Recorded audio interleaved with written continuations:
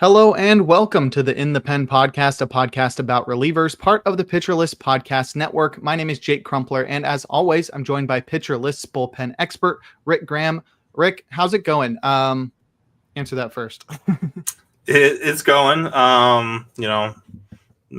Busy time of year with the intersection of football. I know.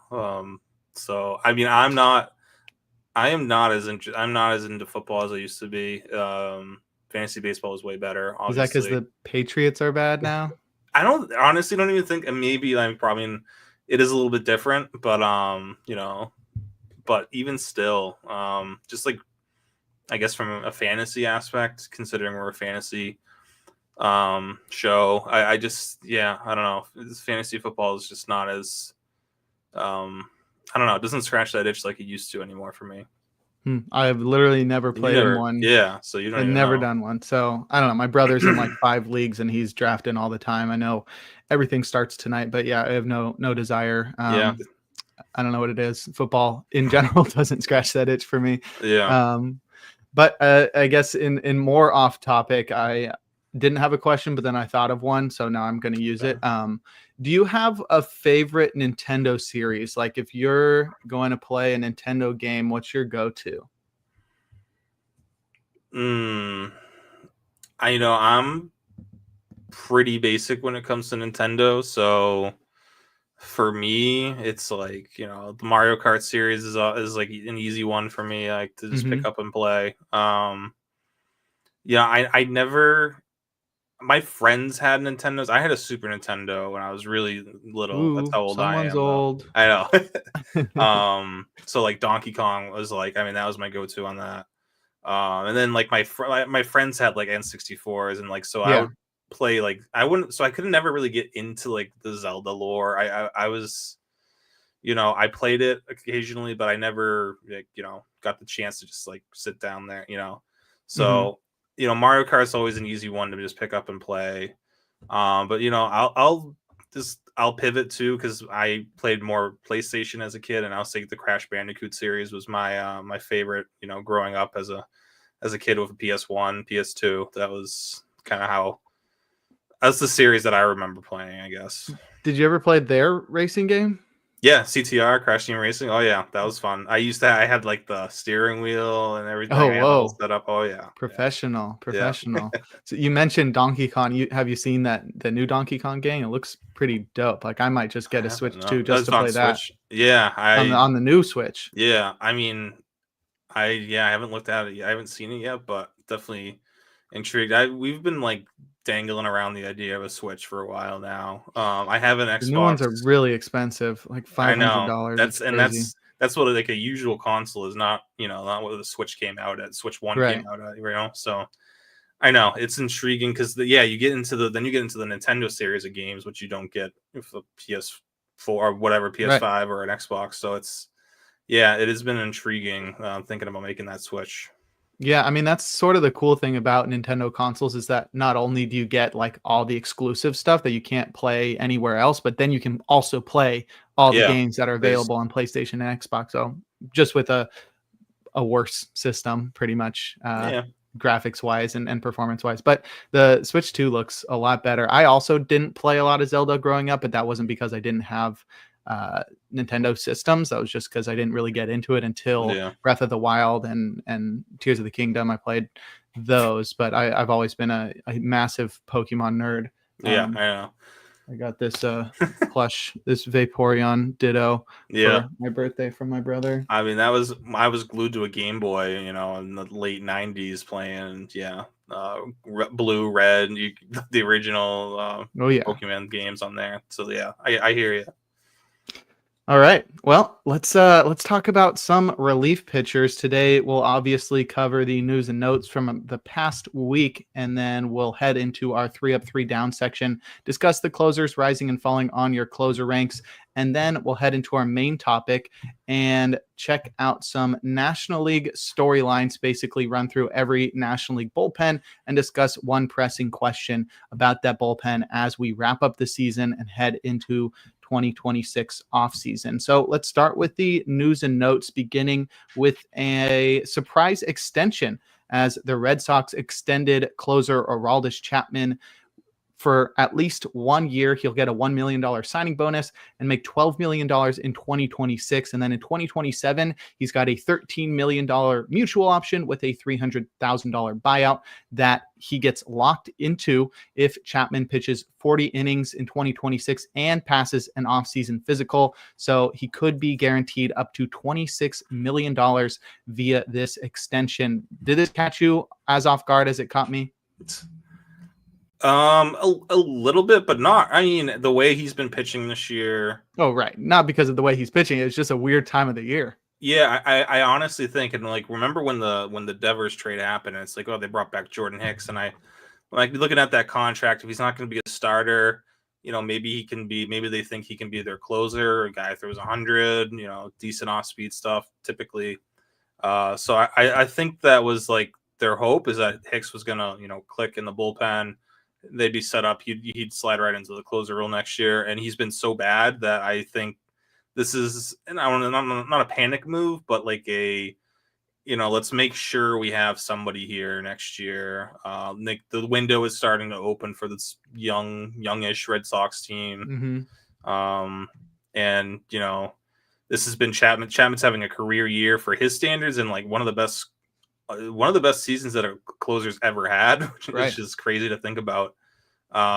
So, that being said, I know the age is obviously a factor, but I mean, that contract, that extension looks like a steal. I mean, if you're able to just kind of and play it year by year as well, basically. So, for all the reasons to not like the guy, which there's plenty of reasons to not like the guy from I guess from a baseball standpoint, this makes sense for the Red Sox, and at least we don't have to worry about like, are they planning on Jordan Hicks being the closer next year? Like that would have been driving me nuts. Or like, there was Liam Hendricks this offseason, and we kind of called it early. We're like, this isn't gonna. I don't know if this is gonna work out. I mean, he's this is a stretch to think he's gonna be the closer. So yeah, at least Chapman gives them some, some leeway as until they find their next closer. I don't think they were going to pay anyone. They weren't going to pay anyone this offseason. I know there's a lot of good free agent closers, but this seems like a good team friendly deal. And he likes it here. He loves it here. He's been pitching great, so works out for Chapman as well. Yeah, they weren't going to pay anyone this offseason, so they paid someone this season. Just I mean, get ahead of the curve, I guess. They signed him really early. Remember too, they signed like Justin Wilson and him in like November, and it's like, oh, okay, that was so surprising. I mean, it makes sense. They'll have less competition in terms of trying to acquire or reacquire his services. So yeah, I mean, he was probably gonna. That's the thing, is that he definitely could have gotten paid a lot better than that. But I think he likes it here. It's worked out for him. So yeah. Yeah. I mean, I don't even think we got a chance to talk about it because it probably came out after that last podcast, but that whole news about Connor Wong sort of fixing Aroldis Chapman, just being like, you ever thought about like aiming your pitches? And he's like, actually, no, I never did, which is crazy that he's gone, I don't know, 15 years without doing that? Yeah. Yeah, 15 years. I know, 37 years old, figuring that out, that, you can actually just determine the command of your pitches. Ridiculous. Yeah. But really weird story, and it's just like proliferated across the social media and stuff. And I was like, okay, that's such a weird story to come out. Like, oh yeah, this guy actually never turned on his brain, and now he turned on his brain, and look at him go. That's the real reason Connor Wong's still on this team, because he fixed Aroldis Chapman, because he's got like a 400 OPS. Yeah. I saw a tweet that they won the Mookie Betts trade because of Connor Wong. Yeah. Thank you for your service, Connor. Right. All right. And our other bit of news involves Trevor Megill, who was recently placed on the IL with a flexor tendon strain. It appeared as if he'd probably be out for the rest of the season, considering how significant that injury was. But it looks like he's working his way back and could return in the minimum time. However, some dark news, scary news, ominous. There we go. That's what I was looking for. Comes out alongside that, as an unnamed Brewers reliever is going to go on the injured list tomorrow. Who are you putting your bets on, and how do you feel about Trevor Megill returning so fast from such a significant injury? Well, we were able to rule out that the injury didn't happen today, so that rules out Aaron Ashby, and also apparently Abner Uribe and Jared Koenig were both warming up today, so I don't think that I think that includes them. I think they're safe. So my guess is on Nick Mears. He's been I think he got blown up his last time out. He's probably the best bet here, unless it's someone lesser known. But yeah, as far as Megill returning, I mean, if he's good to go, if he's healthy, then that's fine. I did think, these tend to play out longer than the minimum IL stint. So yeah. And the Brewers don't really. I mean, the bullpen is kind of, especially if they lose someone else, the bullpen is getting a little short. But they have a pretty commanding lead right now at the top of the NL. I just make sure Megill's healthy for October. And so when he does come back, I don't expect them to push him. But at the same time, they probably want to get, Uribe a little bit of they don't want to be using him back to back as much in September, kind of give him a little bit of a rest going into October, maybe. Same with Koenig. So yeah. I guess Megill, I thought it would be safe to drop him. I guess if he's still hanging out in, waivers at this point, it said next week he'd be back maybe. So, I mean, yeah, there's, if you're still in the playoffs as of next week, then Megill can kind of slot right back into being a top, 5 or 6 closer. Yeah. Abner Uribe is definitely going to need a break. He's already at 67 and a third innings pitch this year. That's got to be one of the highest marks in all of baseball amongst traditional relievers. So yeah, I'd expect them to go easy on those two, but they're in a good spot. The Brewers are. They've got the best record in baseball. They're like 5 wins more than anybody else, and still they're only 5.5 games above the Cubs. So they're not guaranteed to win the division, but they're pretty much guaranteed to make the postseason. I don't think they're going to push their bullpen, which is going to be a huge proponent to their success in the playoffs, too hard down the stretch. Yep.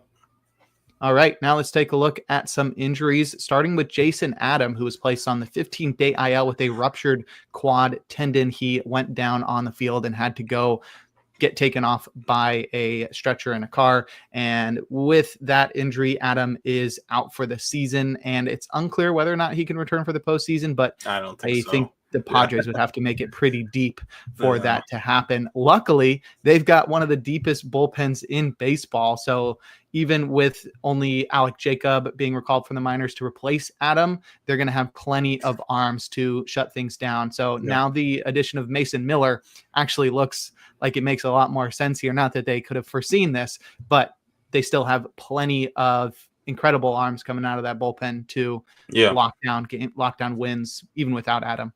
Yeah, it's a pretty gruesome injury, a ruptured quad. Brutal. So yeah, hopefully, I haven't yet seen any timeline, but I think there's a chance. I think he should be okay for the start of next year. I'm not sure, but he still has one more year left on one more year of team control in San Diego, Jason Adam. But yeah, exactly. This is why they go out and get Mason Miller, because if this happens, and you never know, especially with arms, bullpen arms. I mean, like we're seeing with Milwaukee a little bit, and some other teams. It's you lose 2 or 3 guys, all of a sudden it changes the whole land. Like Houston, I guess would be a good example too. You lose 2 or 3 guys at the back end, and all of a sudden it gets real dicey in the 8th and 9th inning. So the Padres are the one team that can handle this type of loss. It just pretty much slides. I mean, I think Adam probably gives Estrada a little bit more hold chances potentially. Morejon and Miller were still getting a bunch. But yeah, they'll be fine as long as they don't lose anyone else. If they lose like a Miller or Morejon, then it gets a little bit dicier there. Definitely. Well, that's why you acquire all that bullpen depth. And some of the teams are definitely paying the price. And you mentioned the Brewers. They placed Shelby Miller on the 60-day IL with a UCL sprain. Honestly, could have foreseen that. he was rushed back from an injury earlier this year after being traded by the Diamondbacks to the Brewers. And now it looks like Miller could require Tommy John surgery, which could knock him out for all of next year as well. Yoel Payamps was selected from the minors in a corresponding move. But yeah, with the injury to Megill and now Shelby Miller out, and then probably Nick Mears or whoever, whatever unnamed reliever is going on the IL tomorrow, that's just 3 huge blows to a Brewers bullpen. Luckily, they do have some depth coming up from the minor leagues. We'll discuss Craig Yoho in a second. We might as well discuss him now. But yeah, another big blow to the Brewers bullpen. Yeah, it's like when he first got injured in Arizona, there was talk about Tommy John, and then they're like, no, he's fine. He's gonna work his belt. They ended up, they basically were able to get rid of Jordan Montgomery's contract by just saying that Shelby Miller was fine, the Arizona. Mm-hmm. Yeah, so it's whenever it's even in consideration for Tommy John, I feel like it's almost always going to end up being like Tommy John at some point. So yeah, of course. Yeah, just I guess they got a couple good weeks out of him. Craig Yoho was back up, and like looking at his minor league numbers, I haven't looked too recently. Yeah, they weren't as great as I guess they were last season, or they weren't as like mind-boggling. Obscene. Yeah. Still high strikeout numbers, but yeah, I don't. They might need to start counting on someone like him or Rob Zastrinsky. Because not only Miller, obviously Megill's working his way back, but even a guy like Grant Anderson's kind of a big loss for them. So yeah, they're gonna have to look at some of this minor league depth to help bridge the gap to get the ball to whoever's in the ninth, whether it be Uribe or Megill eventually. Yeah, Payamps was also a big part of that bullpen in the past couple of years, even closing plenty of games for them. Yeah. So it's not like they don't have guys with experience either, and they have a bunch of starters too that they could shift to the bullpen. I don't think they're going to be, moving somebody like a Mizorowski to the bullpen, but we've already seen Tobias Myers pitch out of the bullpen majority of the time this year. Not a big strikeout guy, but somebody who's reliable, who's pitched in the majors before. Ultimately, I think the Brewers will be okay, but if they don't start getting some guys healthy soon, one of their big advantages in the postseason with their bullpen will be pretty much obsolete. Yeah, I guess it comes down to what in the playoffs and does Mizorowski, what is his role? Does he kind of slide into a bullpen role where he could be, absolutely elite, or is he their, third, fourth starter? Either way, they'll find hopefully some good usage from him. But yeah, if they're fully healthy, I'm not too concerned, especially the way Ashby's been throwing it out of the pen. Hopefully, and it doesn't sound like Ashby was the one who was injured, so yeah, going from Ashby to Uribe to Megill is pretty good. So yeah, I think they'll be okay without Shelby Miller. They were okay before they traded for him. Yeah, right. Yeah. Okay, and our last injury involves Danny Coulombe, who was placed on the 15-day IL with shoulder fatigue. He was acquired from the Twins by the Rangers at the deadline. In a corresponding move, Cole Winn was activated from the 15-day IL, but a big blow to the Rangers bullpen as one of their top lefties will be out, and he's just had such a good season this year. He's been very solid for the Rangers since coming over at the deadline, so definitely will test the Rangers' depth as well. I think they're still sort of trying to claw back into the postseason race. It's going to be close, but that's definitely going to make it hard and put a lot of pressure on guys like Robert Garcia and Hobie Milner to pick up the slack against lefty-heavy lineups.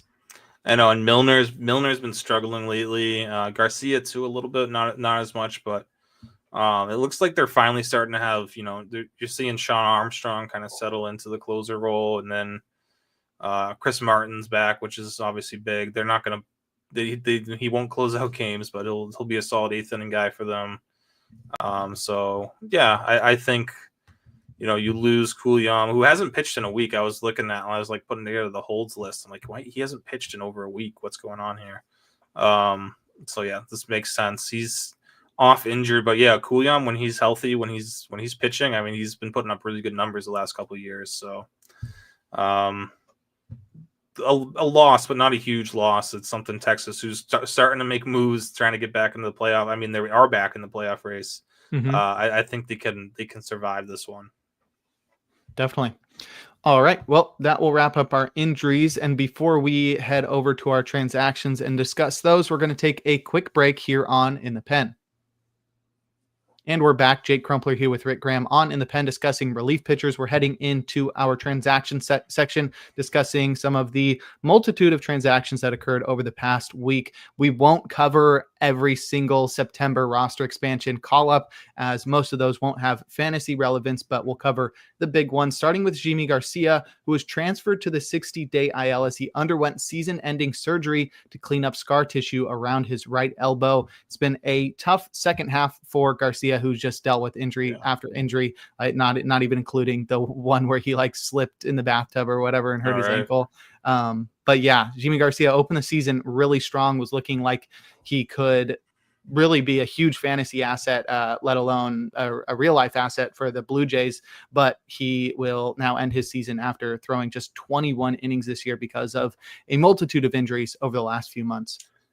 Yeah, and it's tough, especially considering the way Jeff Hoffman's been pitching recently. Like there was a door opening for Garcia to be at least, I mean, not take over the closer role, but make some noise as far as working his way into maybe a committee with Hoffman.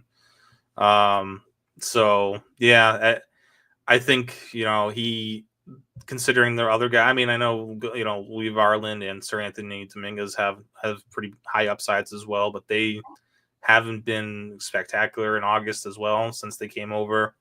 So yeah, not having Garcia there. I guess more of a depth piece, but like a really good depth piece that they're gonna miss. And yeah, hopefully next year he's back in Toronto next year, I believe.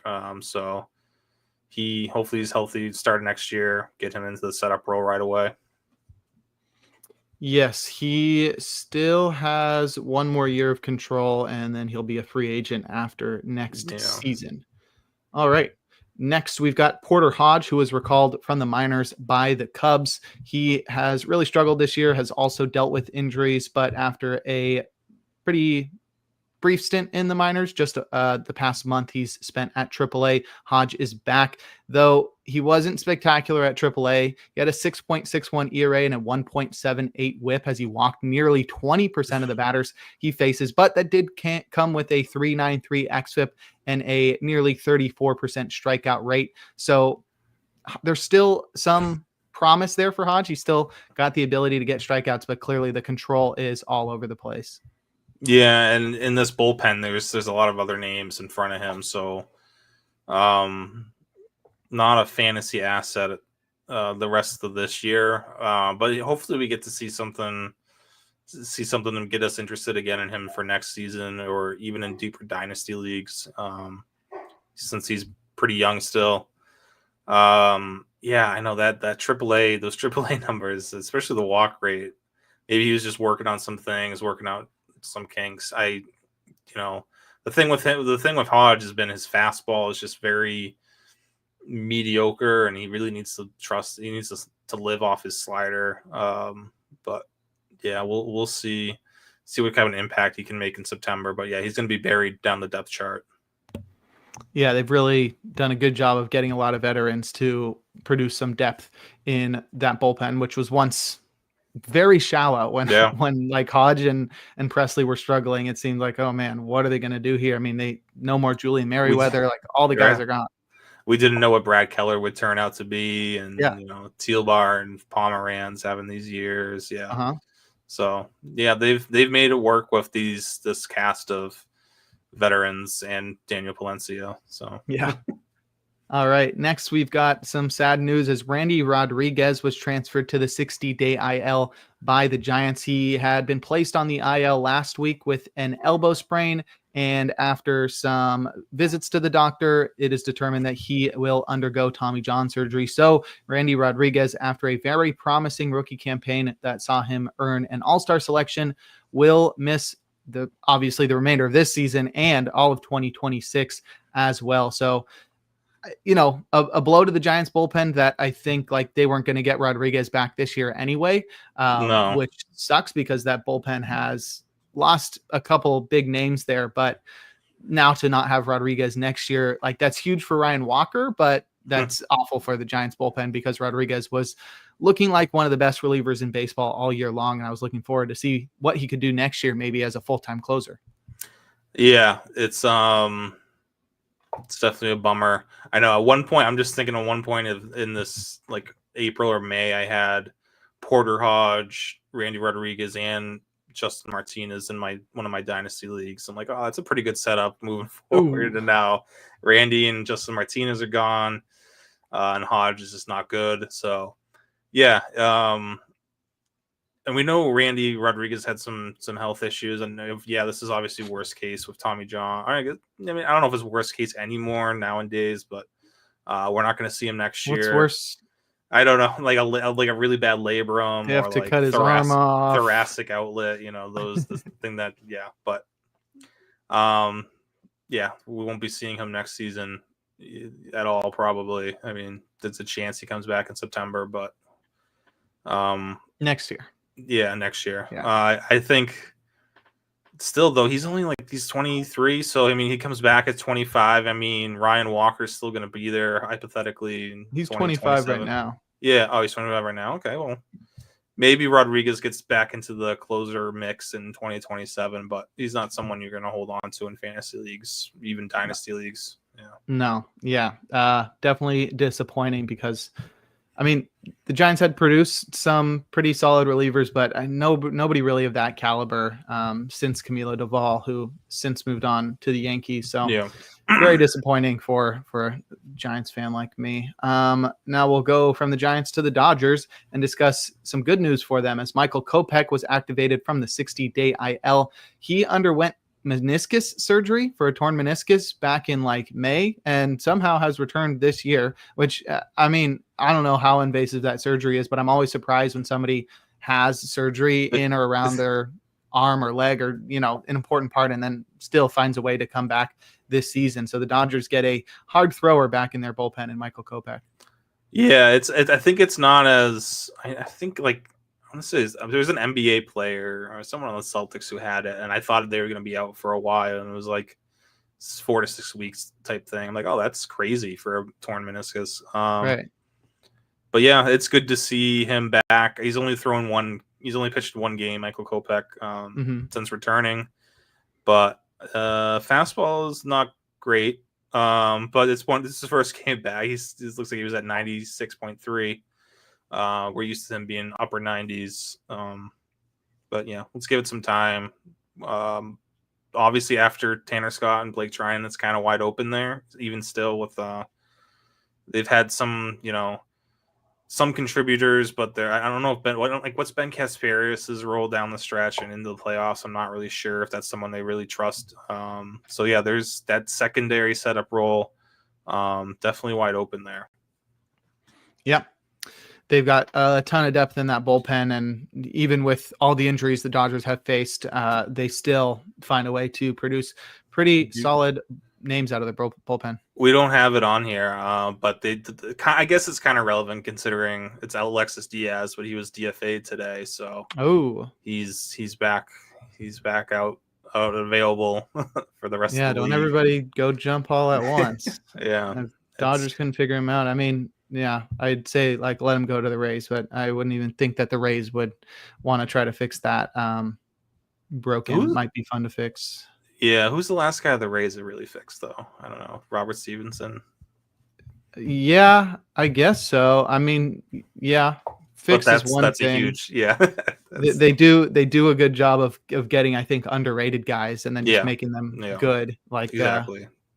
Clevenger's one of those guys where nobody really knew about him, and now he's really good. The next too. You're pretty right. Yeah, that's right.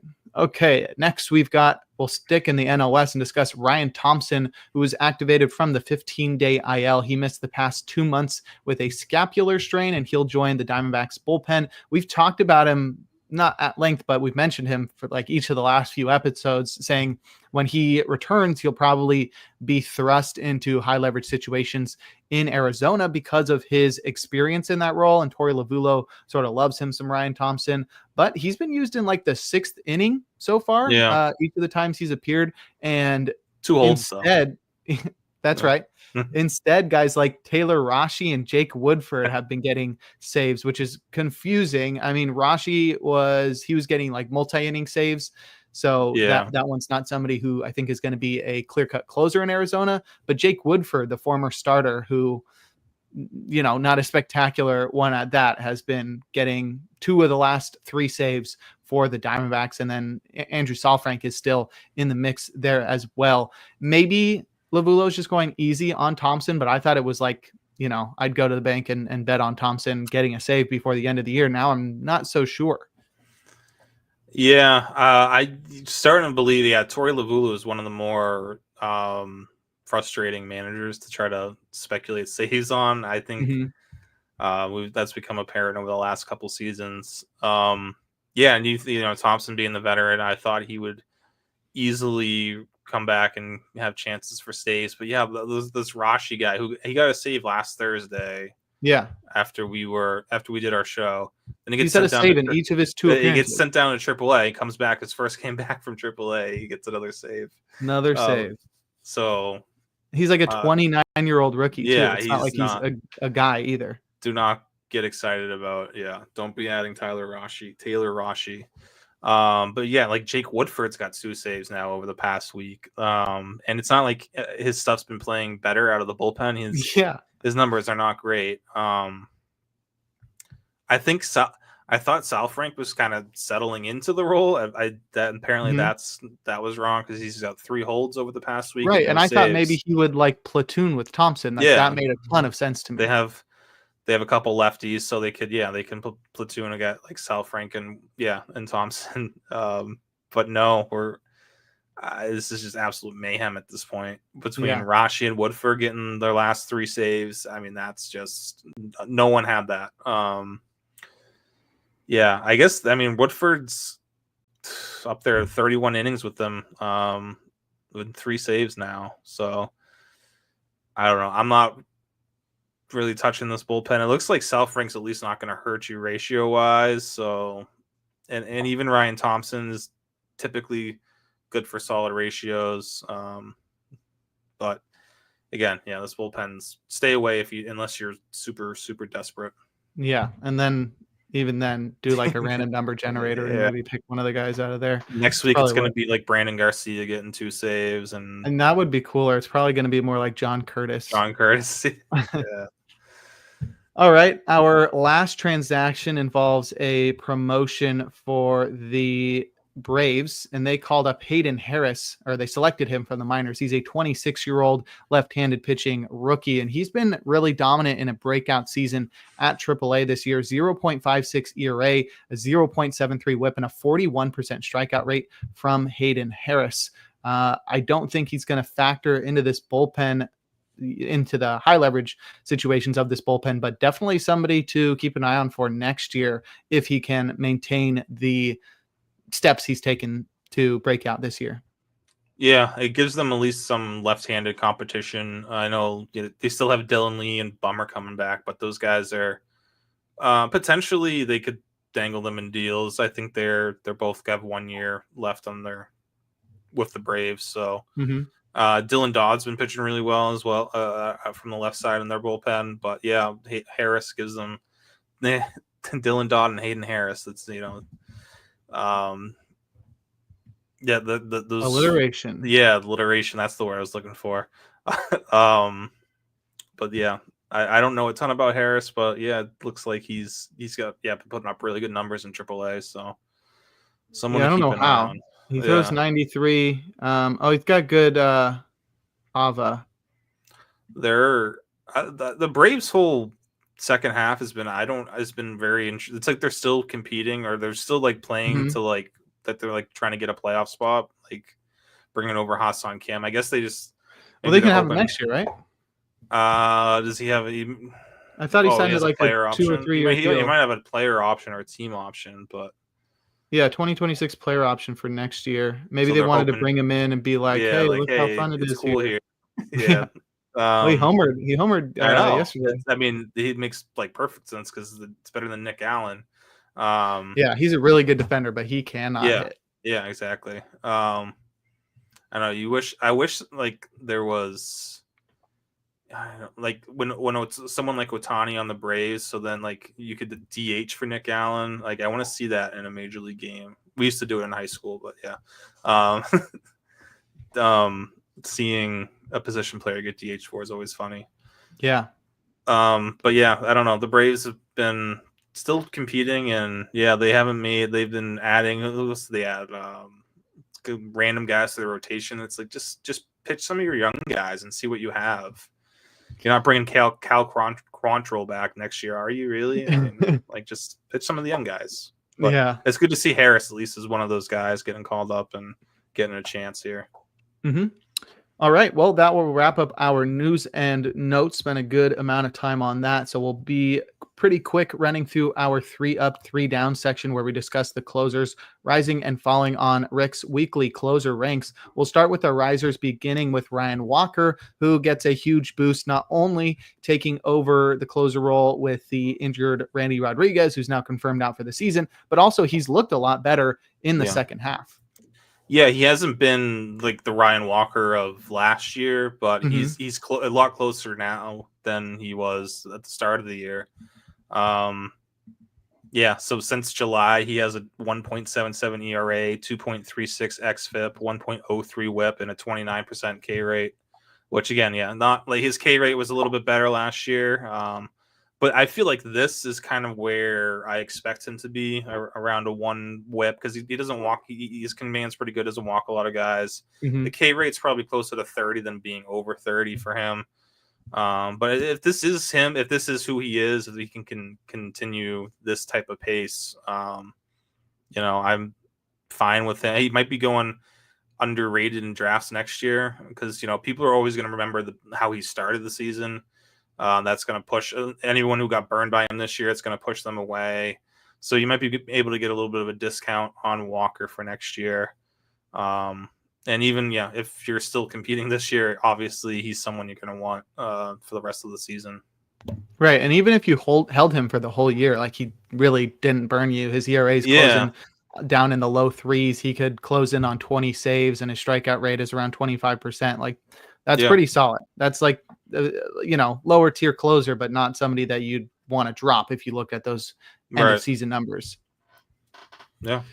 All right. Our next riser is Shawn Armstrong, who has taken over the closer role in Texas pretty convincingly. He's been really good for the Rangers this year, 2.51 ERA, 27% strikeout rate, but it was unclear who the closer was after the trade deadline when Robert Garcia started falling apart and Phil Maton joined the fray. But Maton has not been spectacular since joining the Rangers, and Armstrong has continued to pitch really well and has gotten each of the last 2 saves for the Rangers. So it looks like he's clearly the closer in Texas.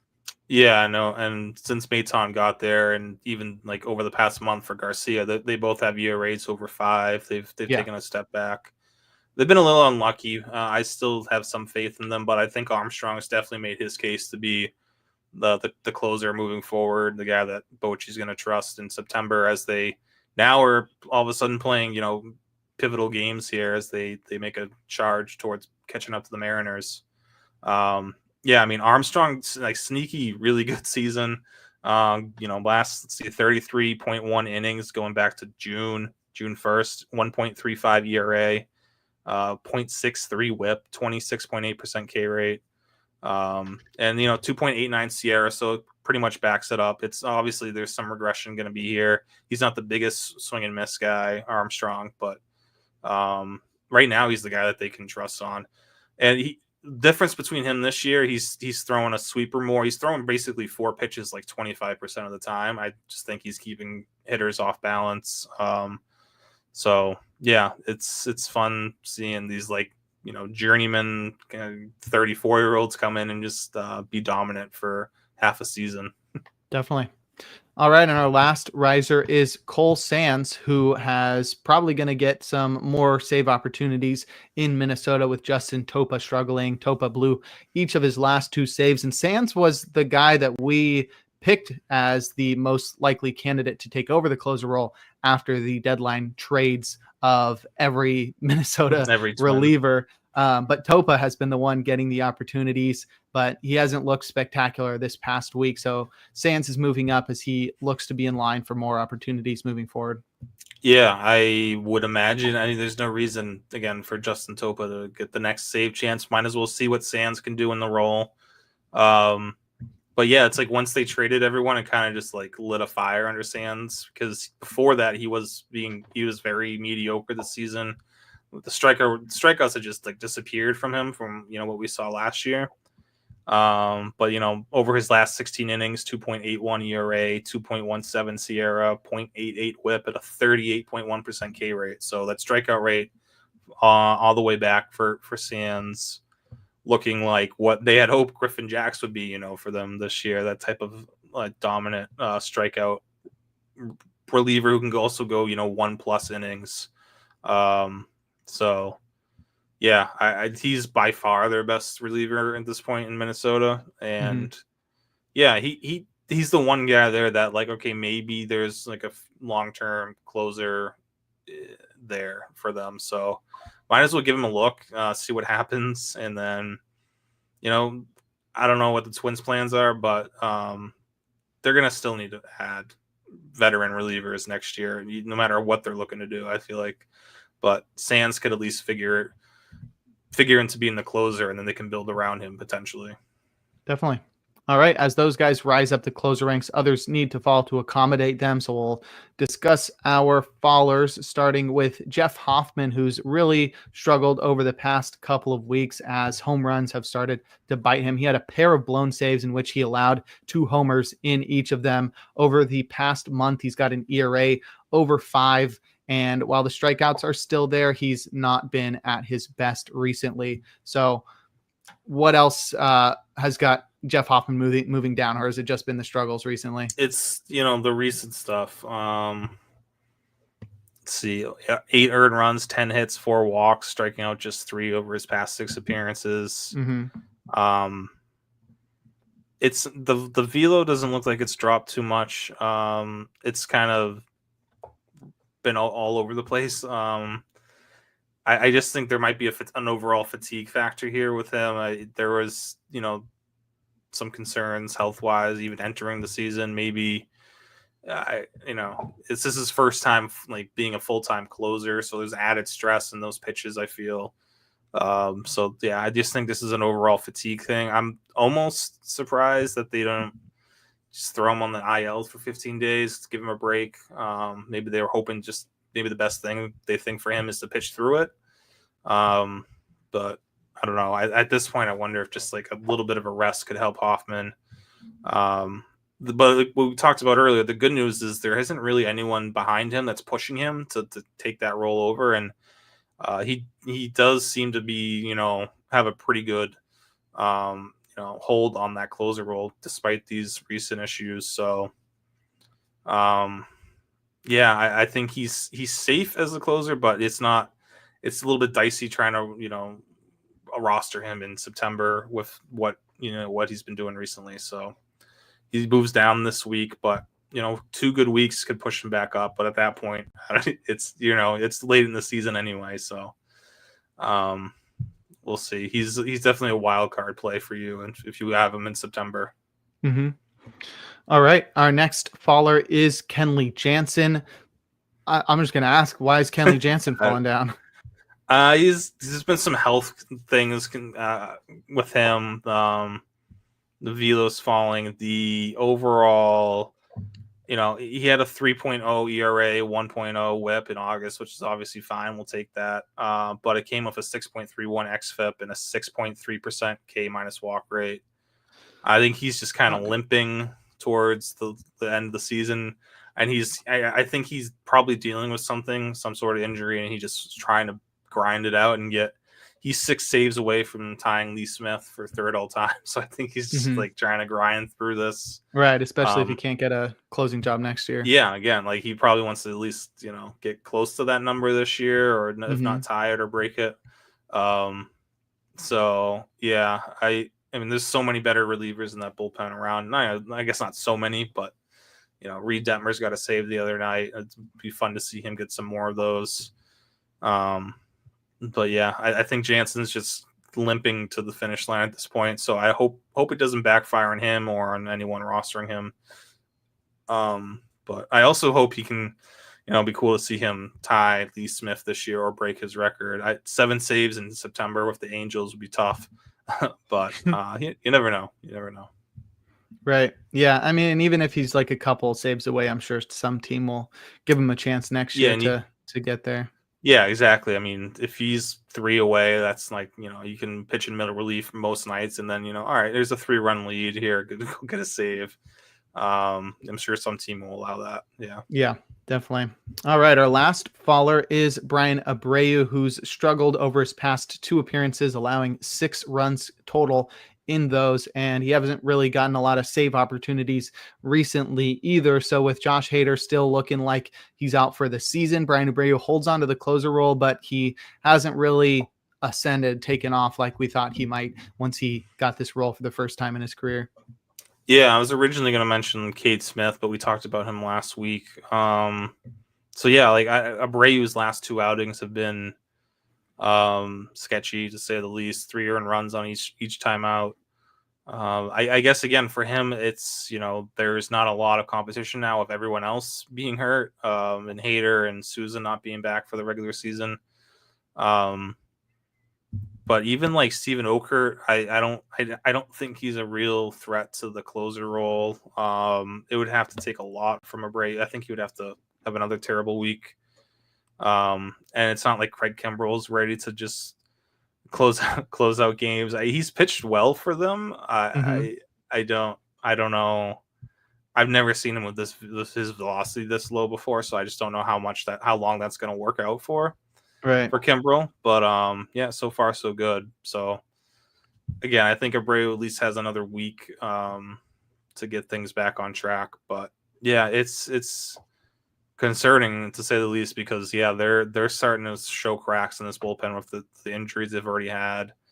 Even Okert, it's like I don't think we were expecting him to pitch the whole season at the rate he was pitching at. So it makes sense that he's starting to allow some more runs.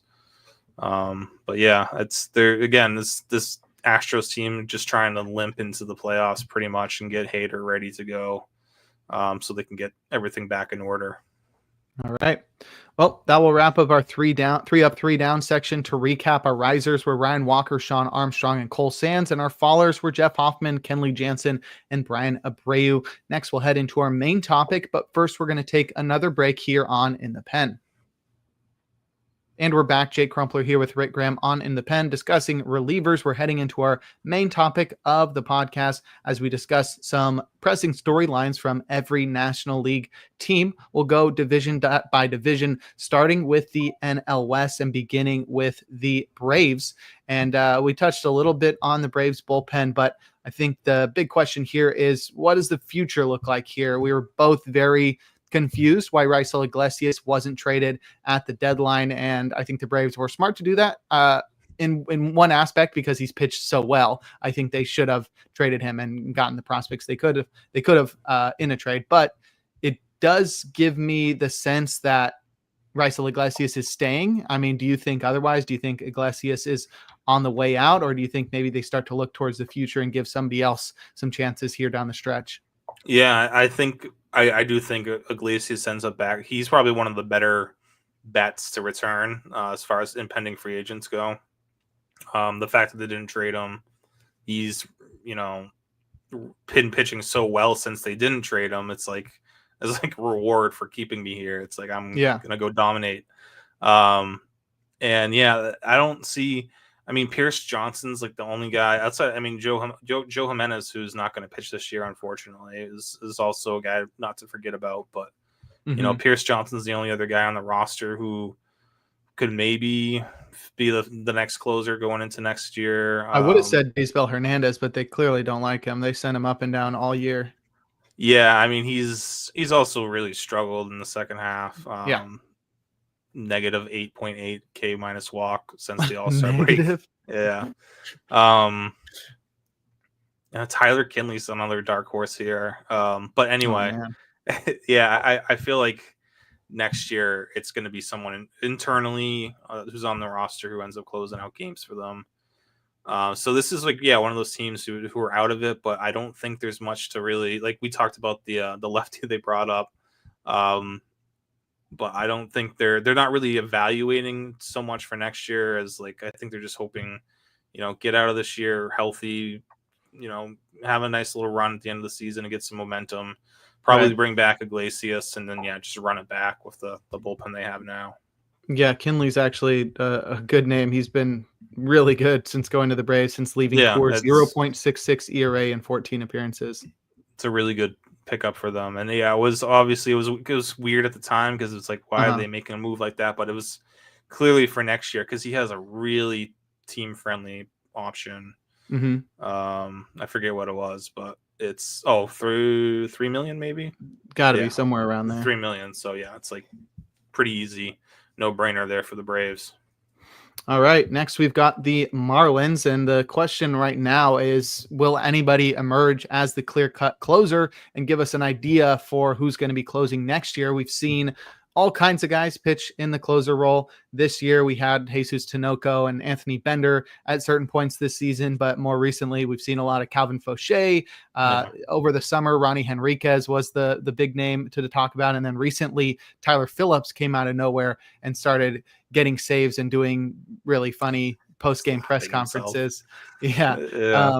Slapping himself in another bullpen too. So definitely some interesting names here. And I know who our preferred option would be, but do you think anybody emerges as the closer here? I don't know. Tyler Phillips is Ken Giles with a 15.9% K rate. It's not, I don't know. It doesn't do much for me. Calvin Fauché is like, he hasn't done anything to lose being the closer 1A option, I guess.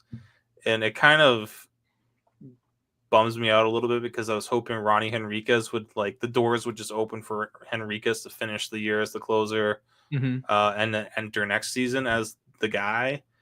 I don't know what he has to do. Maybe they just really like him as a holds option.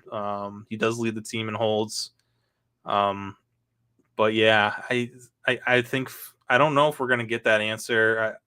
It could be Fauché. It could be Henriquez. I don't think, even though Phillips continues to get saves, I mean, he's just like a sinker baller with a 15.9% K rate. I don't know. That doesn't seem like a closer to me. And then the rest of the options are, I don't think Lake Bakar is getting back in there. So I hope Henriquez has a chance to earn the role next year. Hopefully, maybe they'll just make a decision to go with a closer next year. That would be a start. We'll start there, and it should be Henriquez. But like Fauché is just still hanging around. Hasn't done anything to lose the job, to be out of the running. So I wouldn't count on Fauché as well.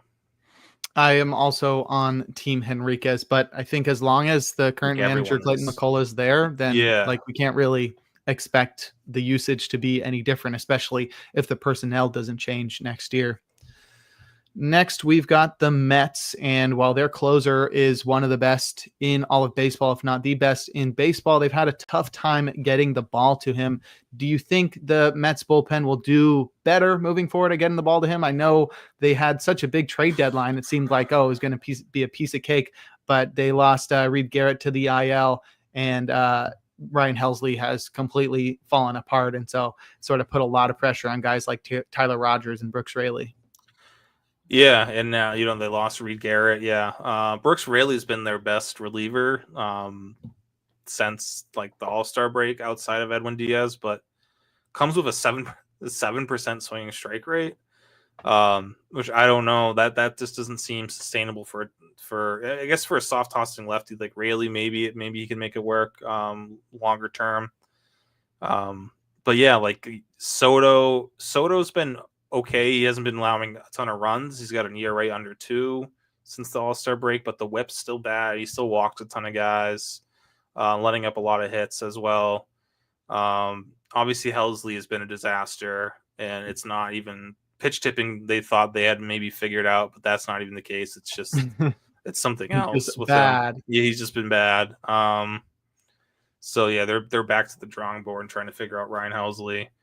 Tyler Rogers, again, he's been fine, but still the whips up a little bit more base runners than we'd hope from. So like between Soto and Rogers allowing a bunch of hits, maybe it's just bad luck. I don't know. So yeah, that's got to be careful too, because the Giants are sneaking up on them in the wild card. The Giants I mean, the couple teams are within a shouting distance there. Mm-hmm. The Reds, but they've been kind of falling apart. So yeah, getting the ball to Diaz is. I mean, they need Helsley. They need to get Helsley right. I think that's because that's your big swing and miss option. Right. Because without him, it's you're looking at Rogers, Soto, and Raley, who haven't been. Soto's had some peaks this year where he's been a big swing and miss guy, but for the most part, these guys are let's put the ball in play and hope for the best type guys. So you definitely want to have some swing and miss in your bullpen in the postseason, and hopefully what's Reed Garrett's status. I think that's a big thing if they can get him back healthy. Mm-hmm. But elbow inflammation late August, it's always a question mark. Yeah. All right. Next, we've got the Phillies, and this one is pretty clear what's going on in the closer role as Yohan Duran continues to pitch well for the Phillies. But outside of him, they've got a bunch of names that are really good, and it's sort of unclear how the bullpen hierarchy is going to shake out, especially in the playoffs. So how are the Phillies going to get the ball to Yohan Duran, especially with Jose Alvarado out of the picture once the postseason begins? Yeah, similar story with the Phillies. You know what you have in your closer. It's just what do we do to get the ball to him? Mm-hmm. I think the Phillies have a little bit of a better situation where I still believe in Matt Strahm. I'm confident with Matt Strahm. It's either this 8th or 7th inning, and I think David Robertson's probably going to be fine. He's still he had a little bit of a rough outing the other day, but I'm pushing him above Kerkering for the time being as like that top right-handed setup guy there. But both of them are going to obviously be a factor. You're going to need 3, probably 4 relievers to trust in a long postseason if you want to make it all the way to the World Series. So yeah, I think they'll be okay if those guys can stay healthy between Kerkering, Strahm, Robertson, and Duran. I think that's a pretty solid start. And then, Tanner Banks also there, left-handed help. So I think I'm a little bit more confident in their bullpen situation than the Mets right now. And again, like you said, the Mets still just need to make the playoffs first. But yeah, I think even without Alvarado, I think the Phillies will be okay. All right. Well, wrapping up the NL East, we'll discuss the Nationals, where it looks like Jose Ferrer has taken over the closer role and looks to be the closer of the future there. He's been very solid since the trade deadline, since Kyle Finnegan went to the Tigers. But with Ferrer in the closer role, it's sort of unclear who's going to be the setup man, at least, especially for next year. There's lots of interesting names in this Nationals bullpen, lots of young guys. Some guys we've talked about in the past, most of them not, but with guys like Cole Henry, Clayton Beeter, PJ Poulin, Connor Pilkington, Orlando Ribalta, there's plenty of potential here, but which name stands out to you the most, or which couple of names stand out to you the most that could end up being the setup man to Jose Ferrer next year? I think if I were to, this is definitely wrong.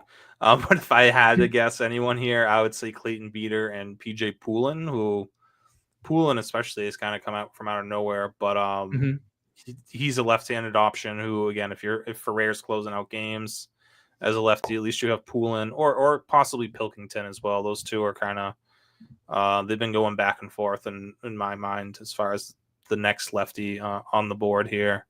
But Beater's been, Beater, who they came from New York. Was that the Ahmed Rosario trade? I don't know. It was the Ahmed Rosario trade. Yeah, I mean he was on the 40 man for the Yankees, just never really got a chance in New York. But he's been pitching really well for them since he came up. 34% strikeout rate. Again, this bullpen doesn't have a ton of swing and miss, especially when your closer is not a big swing and miss guy either. But yeah, Beater's one guy here that can generate strikeouts and 0.79 WHIP since being called up here. So good stuff from Clayton Beater so far out. And I think from a stuff plus wise, it's you're looking at Beater, and yeah, Beater, Ferrer, and PJ Poland is kind of being your top three options there. Right. I liked Orlando Rebalta last year, but he sort of sucked this year in the minors. He had a lot of strikeouts in the past couple of years, but not great control. And this year it's sort of gone bad in both ways. So maybe he can figure things out. But yeah, I think you're probably right with Beater and Poulin there, though Cole Henry has been the top setup option this season. Yeah. All right, now we can head to the NL Central and start with the Cubs and discuss Daniel Palencia, who got off to a really strong start this year, so much so that he took over the closer role, sort of snubbed of an all-star appearance, but now he's sort of fading down the stretch. I think that could be because of overusage. His first full major league season, and I'm sure in the past with combined minor league totals he's gotten north of 50 innings pitched, but he's at 50 right now and he's starting to struggle a little bit. Do you think he can finish strong? Yeah, this is a tough one. I mean, he's got a 1.60 WHIP since the All-Star break, and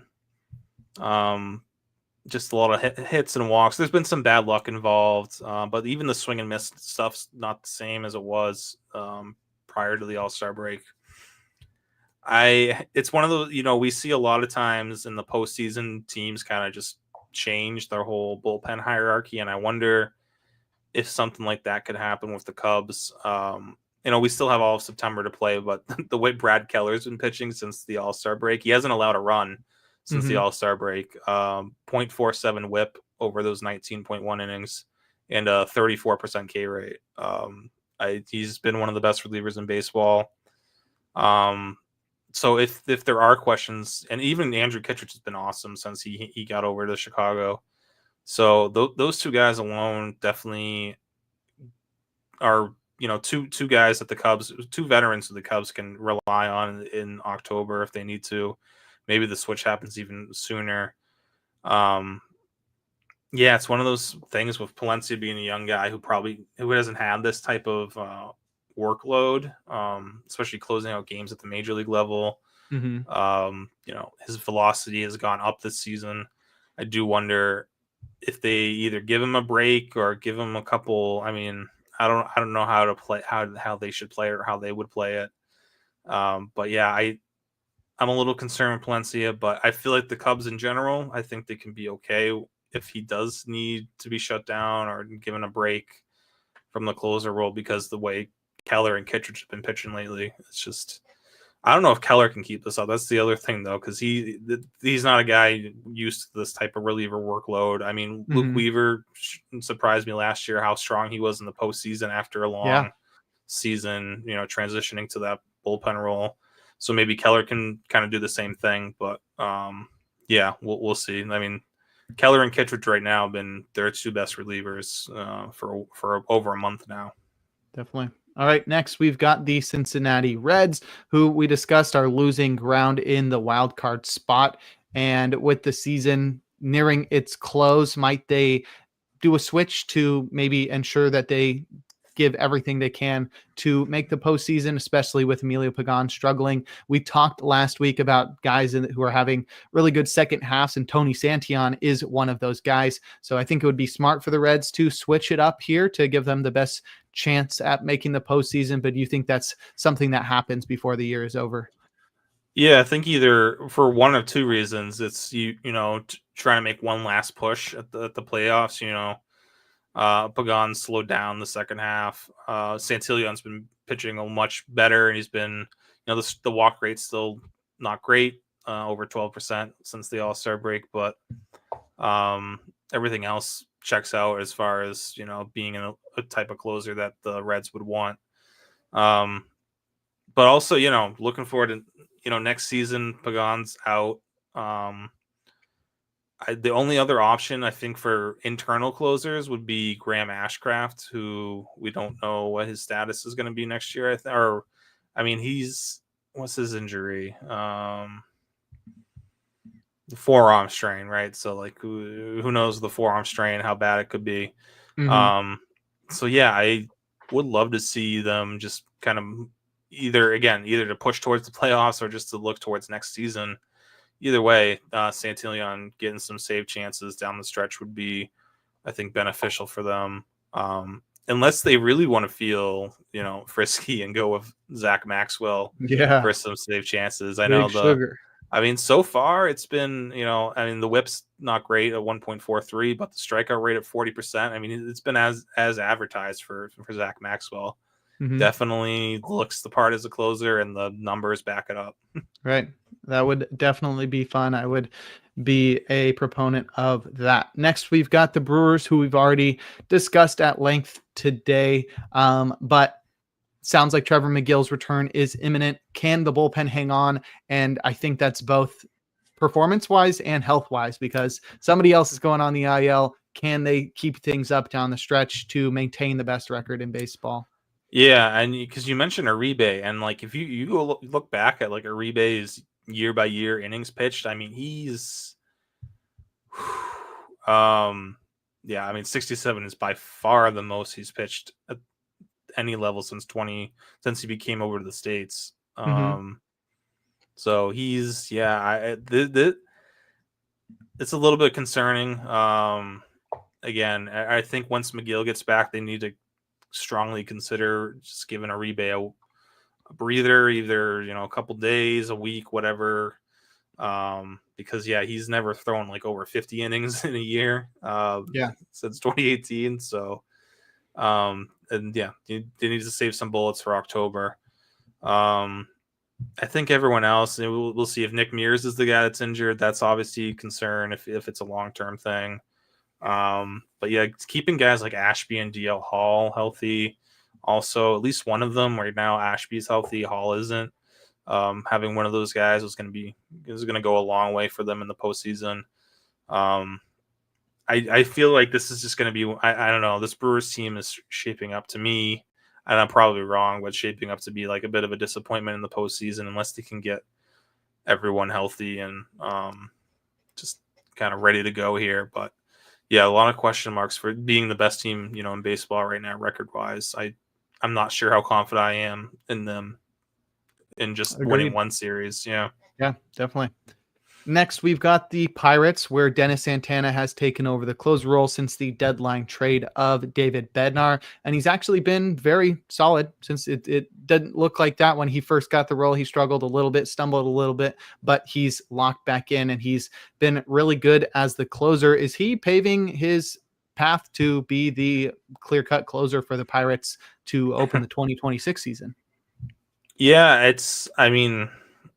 I feel like he's obviously the favorite right now. And it's the Pirates, right? I mean, they're not going to go. I mean, they've signed Aroldis Chapman last year. They've made reliever moves, but I don't think they're going to go out and get a closer type guy, maybe like a 1-year closer situation. I don't love Santana as the closer. I like him as a reliever, not really as a closer necessarily. So unless, they could always transition someone from the bullpen or from the rotation. If Jared Jones is back healthy and you have Bubba Chandler, obviously Skeens, Keller, Burrows and Ashcraft have thrown pretty well as well. So they have some starters who could obviously factor into the bullpen, especially as potential closers. But I think, as long as Santana's having a great week right now, if he can just, hang on here, stay strong for the rest of the month of September, he's probably going to open the year as the closer. But I don't know. The Pirates are so frustrating because they have this rotation that's so good. I just want them to make a couple moves. The bullpen will need some help.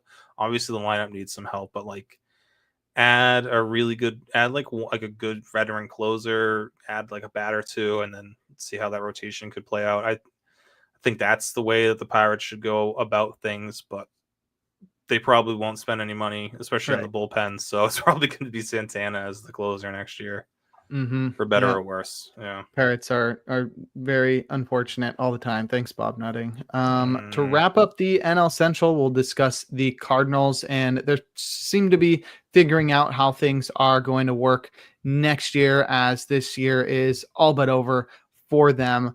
Jojo Romero is probably the favorite for saves, but do you think one of the other guys that have sort of stepped up this year might be in the running for that too? I mean, Kyle Leahy's had a solid year. Riley O'Brien's gotten a couple of saves, and Matt Swanson is quickly rising up the bullpen ladder with the highest strikeout rate in that bullpen and a 2.03 ERA. I know. I really love Swanson. Since the All-Star break in 22.2 innings pitched, he has a 0.79 ERA, 0.88 whip, 31.4% strikeout rate. Has the highest stuff plus. Him and Riley O'Brien are at 109 since the All-Star break.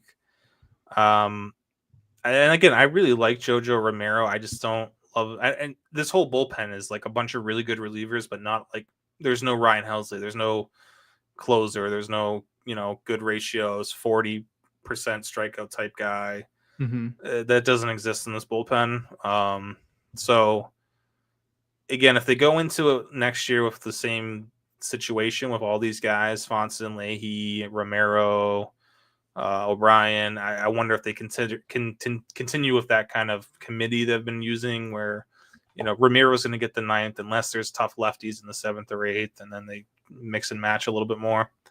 But again, the Cardinals are a team that will be able to spend money on a closer if they want to go out and get somebody. I don't know if they're going to be a team that does.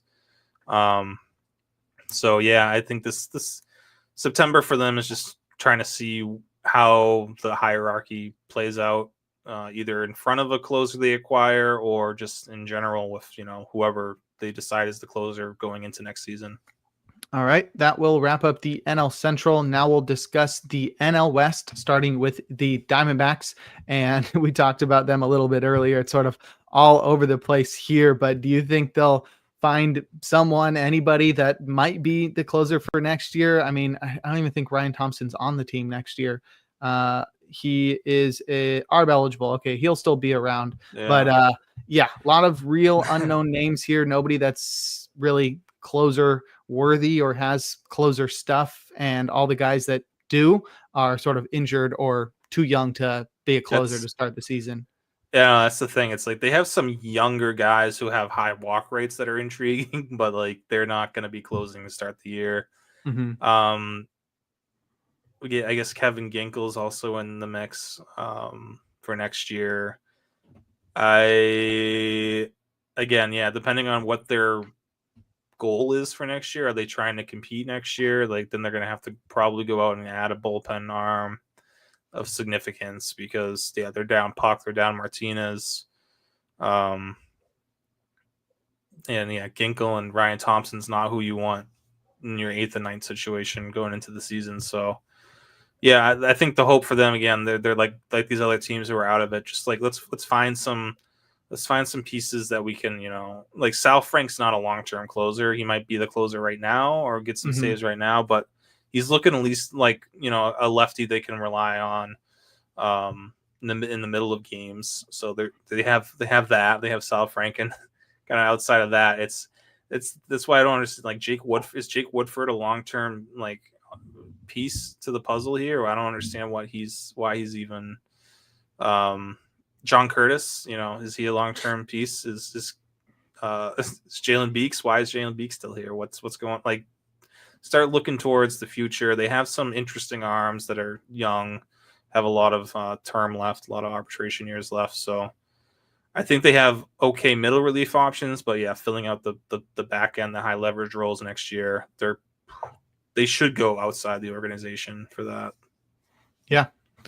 All right, next we've got the Colorado Rockies, and it's always tough talking pitching when it comes to the Rockies, but there's a possibility that somebody interesting emerges here because they've got a lot of names. They got guys with interesting stuff. It's still Rockies pitching development. They still pitch in Coors, but guys like Juan Mejia, Victor Vodnik, Luis Peralta, who's fallen off this year, but Jaden Hill and Angel Chiville are still there as well. Is there anybody, do you think anybody interesting emerges here that may have you drafting them in fantasy drafts this offseason? Yeah, I think they might have something here in Juan Mejia. And Victor Vodnik's not terrible either. So between those two and Halverson and even like Jimmy Herget, maybe this might be a real small breakout for him. I don't know. Maybe. Yeah. I'm more just 32 next year. Yeah, I'm more interested in Mejia, Vodnik, and Halverson, but yeah, I'm not counting out the other guys you mentioned, like Peralta, Jaden Hill, even Angel Chiville, who I should probably count him out, but there's still upside there. It's just I don't know if it's ever going to happen in Colorado for them. Right. But yeah, I mean Vodnik's been fine in the closer role, and it's going to give us. I mean, it shouldn't be a headache as to like who we're drafting in Colorado. We just shouldn't draft anyone. But yeah, between Mejia, Vodnik, and Halverson, I can see arguments for kind of all three being the favorite for saves next year. That makes sense. All right. Next, we've got the Dodgers, who have dealt with a lot of injuries. So one question is whether or not they can stay healthy as we wrap up the season. But I think another question that's also pretty important is how will they deploy Tanner Scott, who's dealt with his own injuries this year. I'm sure they're going to want to take it easy on him so that he's ready for the playoffs. But do you see him getting the majority of save opportunities, or do you think they sort of mix it around with guys like Blake Trinan and Kirby Yates and Anthony Banda there? Yeah, I think Trinan's been pitching better lately. I think he's going to start getting more save chance, or not more save chances, but he's going to start factoring in occasionally where, they tried to bring they tried to bring Scott in the 8th inning the other night and didn't go well. But yeah, they're going to still be doing that with Scott. It's just frustrating, especially when they don't have like Vezia healthy. I feel like with Vezia on the roster, just giving them that extra lefty, I feel like you can be a little bit more, you can move Scott around a little bit more. I don't know, maybe I'm wrong, but yeah, I think right now it's really tough because this bullpen, and we'll see what Kopech can turn into. But Yates hasn't pitched well.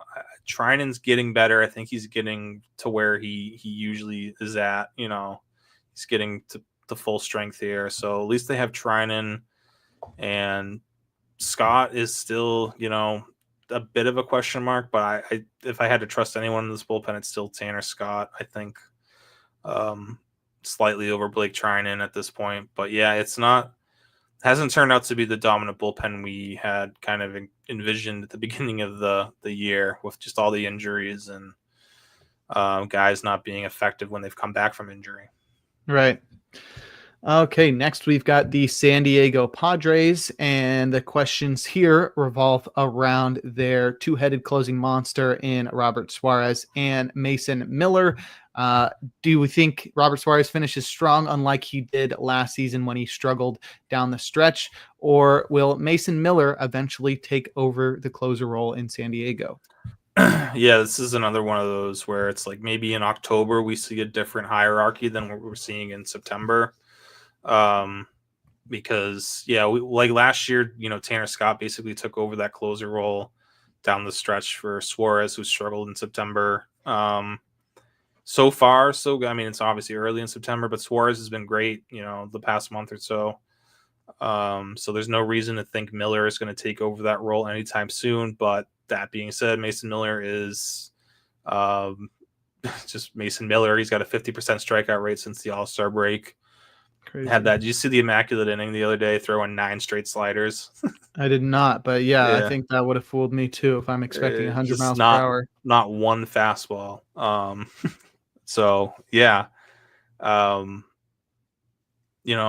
think there's a chance that, given these important games down the stretch, and the Padres are going to even play some important regular season games because they still have to clinch a playoff spot. They're not completely, all the way in yet. So I do wonder, and I know Suarez has been great, but like Mason Miller is Mason Miller, and I wonder if he starts getting a couple save opportunities here and there where, Suarez, they might want to, protect Suarez a little bit, give him some They used Suarez weird this week. They used him like in when they were losing, because after Jason Adam went down, they were losing by 1. And I know that was Suarez in, and yesterday they brought him down 2.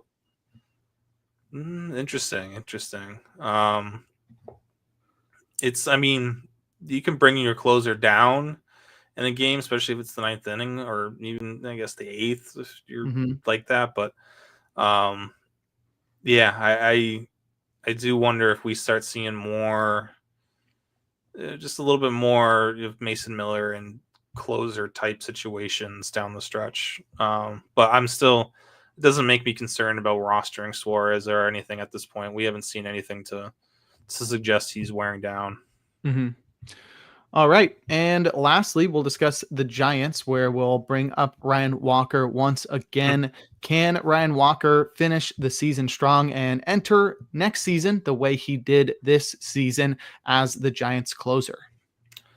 Yeah, I don't see why not. Again, like we talked about earlier with him, it's not the same 35+% K rate type of Ryan Walker. I don't think we're going to see that moving forward, but low 2 ERA, low 1 WHIP with a 30% strikeout rate ish. I mean, that's pretty good. We'll take that all day, especially where, he's probably going to come at a nice discount next year. Looking around the rest of this bullpen, competition isn't. Jose Butto is a fine reliever. He's not a guy I want closing. Right. There's no real. Joel Peguero throws really hard and has great stuff, but not someone who I think is a threat to steal Ryan Walker's job. Again, Rodriguez being out next year, Walker pretty much, outside of them making a big splash, which the way Buster Posey's been making moves, you never know. Maybe they might go sign Edwin Diaz. I outside of that, I think Walker's pretty safe bet to be the closer next year. All right. Well, that will wrap up our National League closing storylines and also this episode of In the Pen. Rick, why don't you go ahead and plug your socials and anything else you're working on? Yeah, you can find me on socials at I am Rick Graham. Working on 3 lists a week with closing time on Tuesdays, hold up on Thursdays, and save plus holds on Fridays as we wrap up the season. Nice. You can follow me on socials at Jake Crumpler. You can follow the pod at In the Pen Pod. You can find all of my work at crumplerbaseball.com. You can catch me on Mondays through Thursdays on the First Pitch podcast and find more of my work over at baseballhq.com. But that'll do it for this episode 135 of In the Pen. We'll talk to you all next week.